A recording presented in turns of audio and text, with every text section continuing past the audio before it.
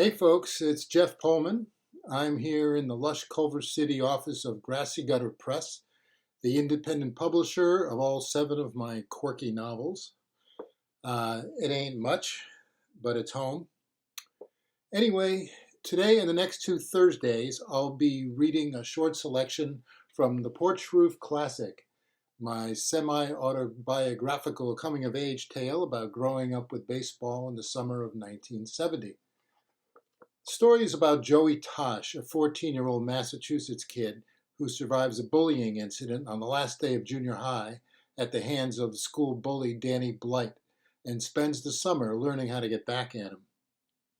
Anyway, this first selection is from Chapter 5 and takes place on a June day at the Wiffle Grounds, a ball field that Joey and his friends Izzy and Jean carved out of an abandoned neighborhood lot.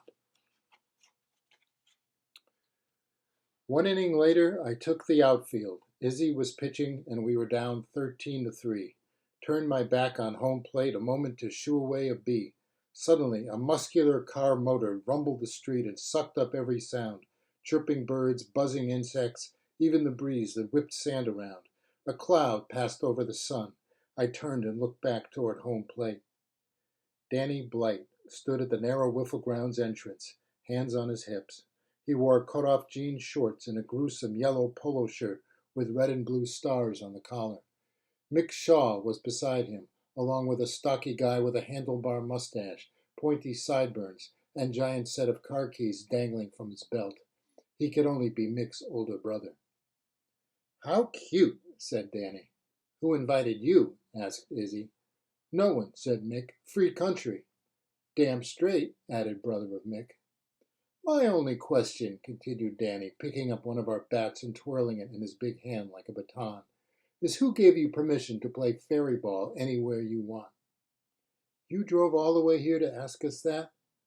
"Nah, we were just taking a ride to the dump with Mick's brother. Saw this dump here and thought we'd say hi." "Good," said Izzy. "Hi and bye." Danny continued to examine our skinny yellow bat with amusement, then held it up with one hand, as if it were a club. "Throw me a few." "No bleeping way," said Izzy.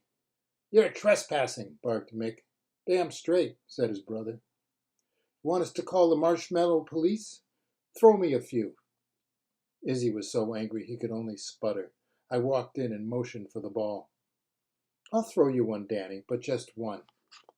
"Damn yids," muttered Mick. "Gotta negotiate everything." "Okay, one then," said Danny, beaming. I located the stretched-out dish towel we were using for the mound, placed my middle finger along the ball's rotunda of holes, and prayed for a perfect curve. Danny dug in at home, still holding the bat up with one hand. Scotty rolled his eyes. Jean's mouth dropped open. "You gotta be kidding me," said Izzy. "Sure you don't want to add another limb to that?" "Just throw." I reared back, ground my right heel into the sand, and let loose a high, arcing curve. Danny waited till the last possible millisecond. The bat flashed. There was a plastic whack, and his ICBM missile shot over the center field cliff. He leaped and hooted and took his sweet time, preening around our bases like a prize rooster. Izzy wanted to murder him on the spot, or at least find a way to squeeze a wiffle ball into his nose. I wasn't far behind. "You asswipe!" yelled Jean, both fists clenched at his sides.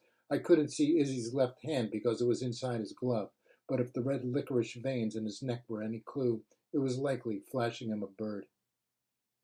"Danny's Indians were Marsh Meadow Little League champs last year, in case you forgot," spat out Mick. "You know, hardball." Oh, believe me, we knew.